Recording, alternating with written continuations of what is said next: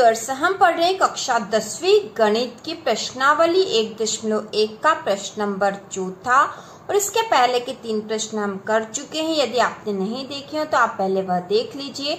बहुत ही आसान भाषा में है, बहुत ही आसान तरीके से कर रखे हैं, जिससे कि आप आसानी से उसको समझकर कर लोगे। और इसी प्रकार के और वीडियो देखने के लिए चैनल को सब्सक्राइब कीजिए। तो शुरू करते हैं प्रश्न नंबर 4। यूक्लिड विभाजन प्रमेयिका का प्रयोग करके दर्शाइए कि किसी धनात्मक पूर्णांक का वर्ग किसी पूर्णांक m के लिए 3m या 3m धन 1 के रूप का होता है। तो यहाँ पे साथ में हमें संकेत भी दे रखा है। संकेत में है कि यह मान लीजिए x कोई धनात्मक पूर्णांक है, तब यह 3q धन 1 या 3q धन 2 के रूप में लिखा जा सकता है। इनमें से प्रत्येक का वर्ग कीजिए और दर्शाइए कि इन वर्गों को 3m या 3m धन 1 के रूप में लिखा जा सकता है। तो हम इस संकेत का प्रयोग करके इस सवाल को करेंगे। तो सबसे पहले हम लिखेंगे माना कि धनात्मक पूर्णांक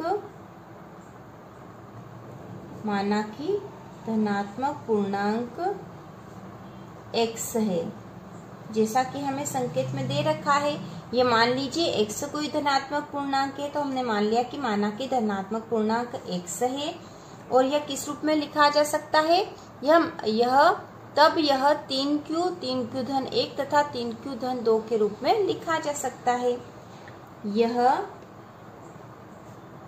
3q धन 1 तथा 3q धन 2 के रूप में लिखा जा सकता है। यह तो हमें संकेत में बताया गया है। यहाँ तक तो हम संकेत में से देखकर ही कर सकते हैं। अब इसके बाद हमें बताया गया था कि इनमें से प्रत्येक का वर्ग कीजिए और दर्शाइए कि इन वर्गों को 3m या 3m धन 1 के रूप में लिखा जा सकता है। तो हमें इनका वर्ग करना है। तो सर्वप्रथम हम करेंगे, सबसे पहले जो है x बराबर क्या है 3q, क्योंकि इस x को या तो 3q या 3q धन 1 तथा 3q धन 2 के रूप में लिखा जा सकता है। तो सर्वप्रथम हमने x बराबर 3q के रूप में लिख लिया। इसमें x बराबर 3q में दोनों पक्षों का वर्ग करने पर, तो सबसे पहले इसमें हम दोनों ओर का वर्ग कर देंगे। तो यहाँ हो जाएगा x का वर्ग बराबर 3q का वर्ग। और हल करेंगे तो x का वर्ग बराबर 3q का वर्ग। तो इसमें पूरे में वर्ग है, ठीक है, इस पूरे का वर्ग होगा। तो 3 का वर्ग करेंगे तो हो जाएगा 9, ठीक है। ये है, देखो यहाँ पे समझो, 3q का वर्ग मतलब 3 का भी वर्ग है, q का भी वर्ग होगा। 3 और q के बीच में कुछ नहीं, मतलब यहाँ गुणा का निशान है। तो इस तरह से जब होता है तो दोनों ही का वर्ग होता है। तो 3 का भी वर्ग होगा, q का भी वर्ग है। तो 3 का जब वर्ग करेंगे तो 3 का वर्ग मतलब हुआ 3 गुणा 3, ठीक है। 3 में 3 का गुणा, 3 का वर्ग मतलब 3 में 3 का गुणा, तो 3 में 3 का गुणा करेंगे तो 9 हो गया। और q का वर्ग मतलब q में q का गुणा, तो q का वर्ग ही लिख देंगे हम। यहाँ पे हो गया x का वर्ग बराबर 9 q का वर्ग। अब इसे और किस तरह से लिख सकते हैं हम? तो x का वर्ग बराबर 3 गुणा 3 q का वर्ग, क्योंकि हमने 9 को कैसे लिख दिया 3 गुणा 3, ठीक है। 9 को कैसे लिख दिया हमने 3 में 3 का गुणा, तो हो जाएगा 9 और ये q का वर्ग हो गया है। अब इसी को हम लिख देंगे कि x का वर्ग बराबर, यहाँ 3 को हमने यदि कोष्टक के बाहर लिख दे तो बचेगा 3q का वर्ग, ठीक है। इसमें केवल q का वर्ग, पूरे कोष्टक के बाहर हम वर्ग नहीं लगाएंगे क्योंकि तो q का ही वर्ग था। तो यहाँ पे हम इसको इस तरह से भी लिख सकते हैं कि 3, यहाँ पे कुछ नहीं है, मतलब गुणा का निशान तो है ही सही, और 3q का वर्ग को कोष्टक में लिख दिया। अब हम लिखेंगे कि x बराबर, ठीक है, x का वर्ग, ठीक है, x का वर्ग है यहाँ पे, x का वर्ग बराबर 3 और 3q का वर्ग को हम मान लेंगे कि इसका मान होगा m, ठीक है। m क्या है यहाँ पर? m कोई भी धनात्मक पूर्णांक हो सकता है।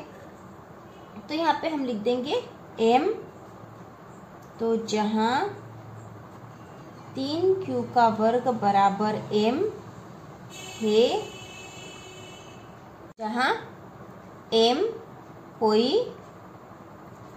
कोई पूर्णांक संख्या है।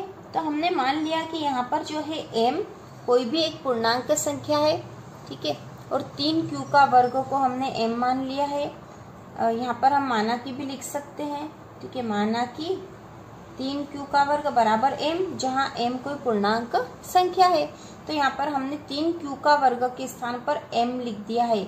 हमने इस संख्या को m मान लिया, ठीक है। 3q का वर्ग, तो जैसे कि यूक्लिड विभाजन एल्गोरिथम था, उसमें q क्या था? भागफल था। भागफल तो कोई संख्या ही होगी, उस संख्या का वर्ग है और उसमें 3 का गुणा है, तो इससे कोई एक संख्या आएगी, कोई एक पूर्णांक संख्या ही होगी। तो हमने इस पूर्णांक संख्या के स्थान पर प्रतीक रूप में m लिख दिया है, क्योंकि हमें यह सवाल में ही था, हमें इसी तरह से सिद्ध करना है। तो हमने लिख दिया x बराबर x का वर्ग, ठीक है। x का वर्ग बराबर हो गया 3m, और इसे हम दे देंगे समीकरण 1 नाम, ठीक है। इसको हम दे देते हैं समीकरण 1। तो यहाँ पे हमने x का वर्ग करा, दोनों पक्षों का वर्ग करा था। तो x का वर्ग बराबर 3q का वर्ग, क्योंकि x बराबर 3q था और दोनों तरफ का वर्ग कर दिया, जिससे हमें मिल गया x का वर्ग बराबर 3m। अब बाद x बराबर हो जाएगा 3q धन 1, तो इसे अब हम हल करेंगे। अब हम आगे करेंगे इसी प्रकार x बराबर 3q धन 1 का वर्ग करने पर, इसमें भी दोनों ओर का वर्ग करेंगे, तो ये हो जाएगा x का वर्ग बराबर 3q धन 1 का वर्ग। दोनों तरफ का वर्ग कर दिया हमने, तो यहाँ पर x का वर्ग बराबर हो गया 3q धन 1 का वर्ग। तो यहाँ जो दिख रहा हमको, यह समीकरण जो बना है, किस रूप में है? देखो, इसका है a धन b का वर्ग। यह एक सूत्र है, a धन b का वर्ग क्या होता है, तो उसको हम यहाँ लिखेंगे तो ये आसानी से हल हो जाएगी। a को हम मान लेंगे 3q और b हो जाएगा 1, और उसका वर्ग करना है, तो a धन b का वर्ग वाला सूत्र लग जाएगा। तो इसका जो हल होता है वह होता है a का वर्ग धन 2ab धन b का वर्ग, ठीक है। हमने समझने के लिए यहाँ लिखा कि हमने ये वाला फार्मूला यहाँ लगाया है। तो यहाँ पे इसको इसी तरह से लिखेंगे, तो x का वर्ग बराबर तो a के स्थान पर क्या है? 3q, तो ये हो जाएगा 3q का वर्ग धन 2, और a के स्थान पर 3q गुणा b के स्थान पर आ जाएगा 1 धन b का वर्ग, मतलब 1 का वर्ग, ठीक है। अब इसको हल कर लेंगे, तो x का वर्ग बराबर 3q का वर्ग क्या हो जाएगा? मतलब 3 का वर्ग मतलब 9, q का वर्ग हम लिख देंगे q का वर्ग ही, धन यहाँ पे तो ये तीनों गुणा में है, तो 2 तिया 6 और 6 में 1 का गुणा होगा तो 6 ही होगा। ये हो जाएगा 6q धन 1 का वर्ग 1 हो जाएगा। अब इसको और हल कर लेंगे, तो यहाँ हो जाएगा x का वर्ग बराबर इन दोनों संख्याओं में से हम क्या कॉमन ले सकते हैं? तो यहाँ से 3 दूना 6, ठीक है, और 3 तिया 9 होता है, और 3 दूना 6 होता है, तो यहाँ 6 है और यहाँ 9 है। तो यहाँ पर से हम 3 को कॉमन ले सकते, दोनों ही में 3 आता है इसका, यदि गुणनखंड करें तो। यदि 3 कॉमन ले लिया तो क्या बचा है यहाँ पर? यहाँ बचेगा 3q का वर्ग धन, यहाँ बचेगा 3 दूना 6 होता मतलब 2q बचेगा यहाँ, और धन 1 है। तो यहाँ पर 3q का वर्ग धन 2q आया है।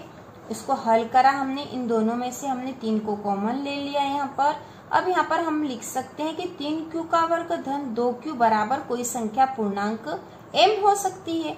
तो यहाँ पर हम लिख लेंगे x का वर्ग बराबर 3, और 3q का वर्ग धन 2q के स्थान पर हमने लिख दिया m धन 1, जहाँ 3q का वर्ग धन 2q बराबर m कोई पूर्णांक संख्या है। कोई से भी पूर्णांक संख्या हो सकती है, जिसे हमने m, इसको प्रतीक के रूप में हमने m लिख दिया। तो यहाँ पे x का वर्ग बराबर हो गया 3m धन 1। इसे हम दे देंगे समीकरण 2 नाम, ठीक है। यहाँ पे दे देते हैं समीकरण 2 नाम। इसके बाद जो अगला है अब हम लिखेंगे इसी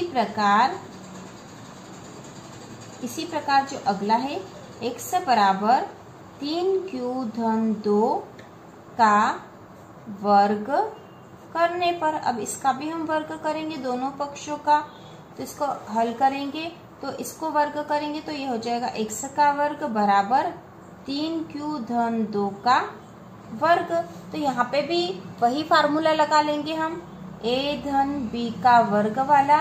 तो a-b का वर्ग बराबर होता है a का वर्ग धन 2ab धन b का वर्ग। तो इस सूत्र के अनुसार इसको लिख देंगे हम। तो a के स्थान पर 3q है और b के स्थान पर है 2।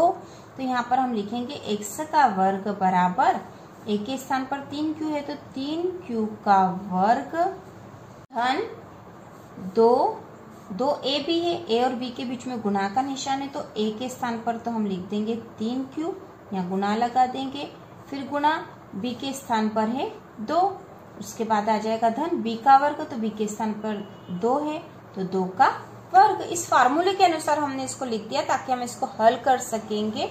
अब इसको और हल कर लेंगे तो x का वर्ग बराबर 3q का वर्ग हो जाएगा, 3 का वर्ग भी और q का वर्ग भी, तो 3 का वर्ग हो गया 9, q का वर्ग हो गया q का वर्ग धन, अब इनका गुणा कर देंगे इन तीनों संख्याओं का, तो 2 तिया 6 और दूना 12, तो ये 12q हो गया। 2 में 3 का गुणा करा, 2 तिया 6 हुआ, 6 में 2 का गुणा हुआ तो 6 दूना 12 और ये q है तो 12q हुआ धन 2 का वर्ग। 2 का वर्ग का मतलब 2 में 2 का गुणा, मतलब आ गया यहाँ 4।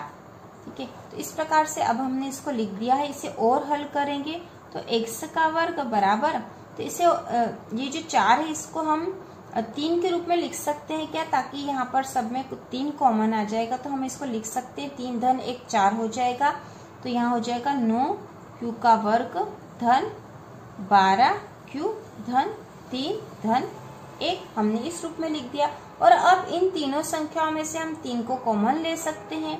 ठीक है, x का वर्ग बराबर 3 को कॉमन ले लिया तो क्या बचा यहाँ पर 3 बचा, 3 तिया 9 होते हैं मतलब 3 और 3 में 3 का गुणा करेंगे तो 9 हो ही जाता है, और 3 q का वर्ग बचा यहाँ पे q का वर्ग धन, अब 3 यहाँ पे से 12 में से 3 कॉमन ले लिया तो 3 चौक 12 होते, 4 बचा है 4q। ठीक है, धन यहाँ 1 बचा है, 3 कॉमन ले लिया तो अब और बचा यहाँ पे धन का 1। अब हम यहाँ लिख देंगे कि ये तो कोई संख्या बन जाएगी, जैसे q तो भागफल है ना। यदि यहाँ पर कोई भी संख्या होगी और इसमें इनका गुणा होगा और जुड़ेगी तो कोई सी एक पूर्णांक संख्या ही बनेगी, और हम मान लेंगे कि वह पूर्णांक संख्या होगी m। तो हम लिखेंगे x का वर्ग बराबर 3 और इस पूरे के स्थान पर हमने लिख दिया m धन 1 और इसे हम दे देंगे नाम समीकरण 3। और यहाँ लिख देंगे जहां किसके स्थान पर लिखा हमने, तो हम लिखेंगे जहां 3q का वर्ग धन 4q धन 1 बराबर m कोई पूर्णांक संख्या है। ठीक है, हमने मान लिया कि ये कोई पूर्णांक संख्या और इसे हमने नाम दे दिया m। तो x का वर्ग बराबर हो गया 3m धन 1 और इसको हमने समीकरण 3 नाम दे दिया। इस प्रकार समीकरण 1, 2 व 3 से क्या हुआ है, समीकरण 1, 2 व 3 से x का वर्ग बराबर, x का वर्ग हमने निकाला है तो किस रूप में आया है 3m या 3m धन 1 होगा। यह हमने निकाल लिया समीकरण 1, 2 और 3 से, क्योंकि समीकरण 1 में आया था x का वर्ग बराबर 3m, समीकरण 2 में आया है x का वर्ग बराबर 3m धन 1 और समीकरण 3 में भी आया है x का वर्ग बराबर 3m धन 1। तो इस प्रकार से x का वर्ग बराबर 3m या 3m धन 1 होगा। इस प्रकार किसी पूर्णांक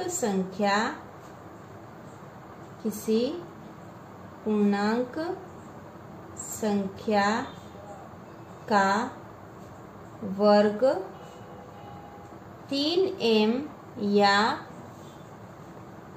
3m धन 1 के रूप का होगा, और यही हमें सिद्ध करना था, जो कि हमने सिद्ध कर दिया है। तो यहाँ पर हमने इसको सिद्ध कर दिया है। प्रश्न की हमें सिद्ध करना था, यूक्लिड विभाजन प्रमेय का प्रयोग करके दर्शाइए कि किसी धनात्मक पूर्णांक का वर्ग किसी पूर्णांक m के लिए 3m या 3m धन 1 के रूप का होता है। और इसके संकेतों का प्रयोग करके हमने इस सवाल को हल कर लिया है।